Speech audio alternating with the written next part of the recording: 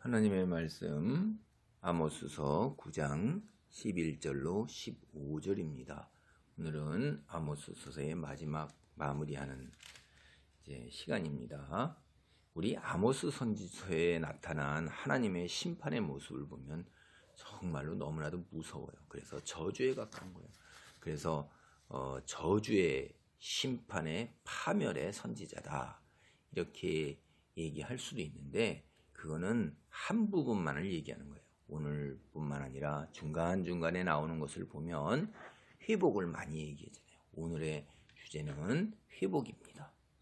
그러니까 마지막 마무리가 회복이라는 것은 심판만 끝나는 게 아니라 심판 이후에 있을 회복이 꼭 얘기하는 건데, 이거는 모든 선지자가 다 그렇게 한 거예요. 아모스가 특별히 회복을 얘기하는 게 아니라 선지자들을 다 보면 심판과 회복을 적절하게 이야기를 하고 있습니다.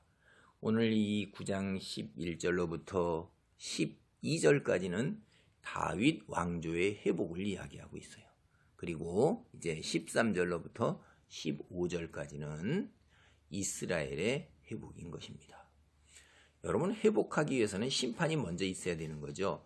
근데 이 심판은 믿는 자들도, 이스라엘 백성들도 다 통과해야 된다는 거예요. 우리가 앞에서 곡식을 채로 이렇게 채질한다 하는 건데, 그게 참 괴로운 거예요. 그게 정화시키는 거니까. 그리고 그런 이미지 앞에 모든 심판들이 계속 이루어질 때 결국 이스라엘도 다 겪어야 되는 거예요. 죄가 있을 때 그 죄로 인해서 심판받고 멸망받는 건 이방과 똑같다는 거죠. 우리가 그래서 자꾸 자칫해가지고서 그 믿음으로 구원받는다 그래갖고선 믿음만 고백하고 그것이 믿음이라는 것을 그런 식으로 해석을 하고 죄와 적당히 타협하면서 죄 짓는 것에서 그렇게 처절하게 돌아서지 않는다는 것은 심판이 똑같이 임하고 멸망이 임한다는 거예요. 이 양쪽을 균형 있게 잘 이야기를 해야 돼요. 한쪽만을 이야기하게 되면 그거를 이미 일찍부터 했던 그 서양 사람들도 이거를 영어로 값싼 은혜다 이렇게 얘기를 합니다. 그래갖고 cheap, CHEAP, cheap grace, 값싼 은혜, 값싼 은총만을 얘기하는데 절대로 그렇지 않다는 것입니다. 여기 아모스서도 그 얘기를 철저하게 이야기하고 있잖아요. 얼마나 무섭고 두렵습니까? 하나님의 백성으로서 이 땅에 우뚝 서는 것은 세상에 우리가 감당하고 겪어야 할 것들을 겪어내야 되는 거예요. 그게 빛과 소금의 역할인 것입니다. 다윗 왕조가 그 역할을 감당을 못했을 때 무너졌습니다. 11절 12절입니다.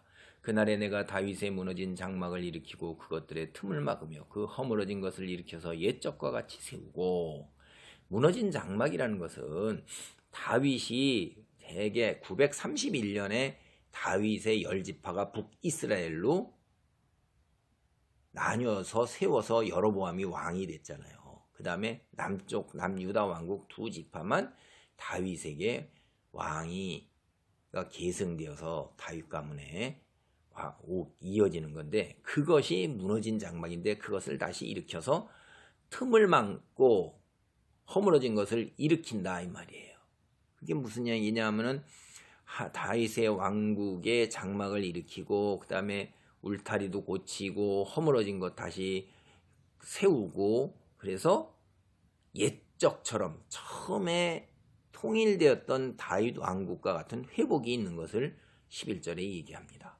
그리고 이거는 영적으로 다윗 왕국은 우리는 알고 있죠. 그리스도인들은 이것이 영적인 이스라엘, 하나님을 믿는 모든 사람들, 그 사람들이 하나님의 영원한 나라의 백성이 되는 것, 그게 이게 영원한 하나님의 나라라는 걸 겹쳐서 있는 이미지입니다. 그들이 에돔의 남은 자와 내 이름으로 일컫는 만국을 기업으로 얻게 하리라. 이 일을 행하시는 이는 여호와 말씀이니라. 여기 굉장히 놀라운 게 있어요. 이것이 그 그리스도의 하나님의 나라가 이제 영원히 선다 하는 이야기가 에돔의 남은 자라는 걸로 우리가 금방 이해가 가고 하죠. 그때 당대 사람들이 이제 이스라엘의 회복이다. 다윗 왕가가 회복된다는 걸 봤는데 중의적으로 같이 있는 거예요.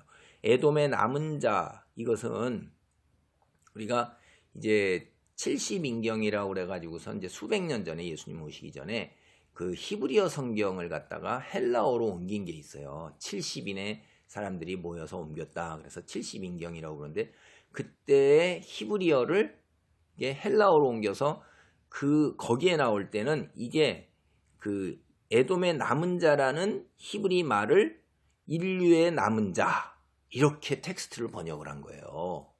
그러니까 이게 뭐예요? 이방 사람들 모두를 다 포함하는 겁니다.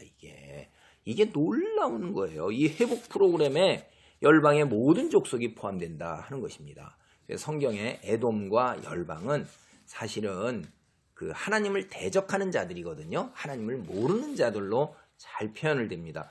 그래서 이게 이스라엘이 회복되는 마지막 때에 영적인 의미가 들어있다는 것을 우리가 모든 열방이 다 하나님의 백성으로 된다 하는 걸 우리가 여기서 알 수가 있어요.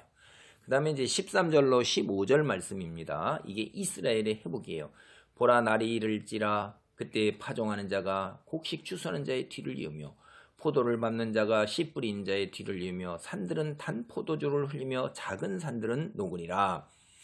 여러분, 씨를 뿌리는 자가 먼저 앞에 누구를 따라가냐면 곡식 추수하는 사람의 뒤를 이어서 씨를 뿌리는 거예요. 그 다음에 포도 수확을 거두는 사람 이 뒤 이어서 파종하는 자가 오는 거예요. 이게 이때 농사 짓는 것을 우리가 이때 당대 사람들이 이 말이 무슨 말인지 다 알아요. 여러분, 이게 가나안에서는 이제 11월, 12월에 보리와 밀을 파종하면 수확이 3, 4월에 보리 수확이 있고 5, 6월에 밀 수확이 돼요. 그리고 나서 이들이 이 수확하는데 이 씨를 또 뿌려서 그 다음에 어느 때 이제 곡식 수확을 하냐면 곡식 땅을 10월, 11월에 이제 땅을 갈아요. 그렇죠? 10월, 11월에 땅을 가는데 이 곡식 추수가 3, 4월에 5, 6월에 이루어진 추수가 그 이듬해까지도 이어진다는 거예요. 이게 의미가. 양이 어마어마하게 많다는 거죠. 생산량이 너무 많아서 다 추수한 기간이 그렇게 오래 걸려서 내내 추수를 한다. 그 다음에 포도를 밟는 자, 포도도 이 포도 수확이 너무나도 많기 때문에 이게 이 포도 수확이 이루어진 것이 다음에 이 11월, 12월에 파종한다고 그랬죠. 10월, 11월에 땅을 갈아가지고 그 다음 해까지도 포도 수확을 한다는 거예요. 얼마나 양이 많으면 이제 과장법이죠. 근데 그리고 이래서 작은 산들은 단포도주를 흘리며 산마다 포도는 읽었는데 거기에 포도 열매가 어마어마하게 많은 것, 그래서 포도주가 넘치는 것, 그래서 작은 산들이 그 넘치는 포도주로 이런 그 무너져 내린 것, 이것을 이야기하는 거예요. 영어 성경으로 보면 와인이 포도주가 산으로부터 그 다음에 언덕까지 흘러 넘친다 이렇게 나오는 거예요. 그러니까 이것이 여러분 고대 사회에서는 생산량이 적어서 우리 60년대 한번 생각해 보세요. 일제시대도 그렇고 60년대 참 힘들었죠. 보릿고개 있었고 70년대 가을에 수확을 하면 그것이 1월이면 다 떨어집니다. 그래서 2월달이 참 힘들고 3월달도 힘든 거예요. 먹을 게 없어서 기근이 심해서 정말 풀뿌리, 나무 껍질, 뭐 온갖 걸 다 이렇게 해갖고 그 그 껍데기 같은 것도 갈아서 먹고 하여간 굶주림이 심했는데 고대 사회는 이렇게 굶주림이 심한데 이렇게까지 차고 넘치는 것이니까 적과 꿀이 넘치는 거예요. 굶주림에 위협받았던 건 먹는 게 넉넉하다는 건 낙원입니다. 이런 낙원을 하나님께서 허락하십니다. 14절 내가 내 백성이 이스라엘이 사로잡힌 것을 돌이키리니 포로에서 돌아오게 하겠다는 거죠. 우리 영적으로는 우리는 죄악 세상에서 사탄의 지배 아래 있는 거예요. 거기에 포로 생활에서 우리는 해방됐습니다. 그들이 황폐한 성읍을 건축하여 거주하며 포도원을 가꾸고 그 포도주를 마시며 과원들을 만들고 그 열매를 먹으리라. 여러분, 하나님의 백성들은 포도원, 포도나무로 비유되죠. 이게 구약 성경서부터 이미 그렇게 비유되어 왔던 거예요. 영적으로 우리는 뭐예요? 포도나무잖아요. 그래서 가지가 그 포도나무 원줄기에 붙어 있을 때 열매를 맺는 거다. 그러니까 하나님 안에 머물고 하나님께 순종해라. 이 얘기를 예수님께서도 말씀을 하신 것입니다. 내가 그들의 땅에 심으리니 그들이 내가 준 땅에서 다시 뽑히지 아니하리라. 네, 하나님 여호와의 말씀이야. 뿌리가 뽑혔을 때 그거 어떻게 돼요? 말라서 죽잖아요. 뿌리가 뽑힌 식물이. 이게 포로 생활이 뿌리가 뽑힌 겁니다. 구약 성경에서 이 선지자들이 사용했던 거, 예레미야가 특별히 이걸 15번이나 사용을 했는데, 뿌리가 뽑혔다는 건 살던 터전에서 뽑혀서 뿌리 뽑힌 채로 돼서 먼 이방 땅으로 갔잖아요. 이제 그런 일이 다시는 일어나지 않는 거예요. 그리고 하나님께서는 뭐라고 그러세요? 내 백성이라는 거예요. 하나님과의 관계가 완전히 회복된 것입니다. 영적인 우리, 죄악된 세상 속에서 사탄의 지배 아래서 이제 여러분 우리는 돌이켜서 하나님께로 다시 돌아온 거예요.